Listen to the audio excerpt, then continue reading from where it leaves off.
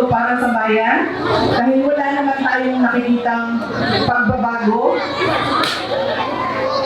Ang lagi lang nilang ginagawa, hinahabol si Inday Sara. No? Gusto nila burahin si Inday Sara. Sinubukan nila, nag-investigate sila sa loob ng House of Representatives. Walang nangyari.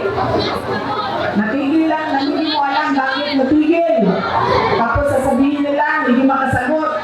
Pupunta kami. Kayo ang tumigil, tawag niyo ulit kami.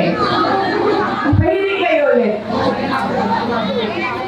In-impeach nila si Inday Sara. Nandiyan pa rin si Inday Sara. Sabi nila, nakawin na lang natin ang tatay ni Inday Sara. Kidnapin na lang natin.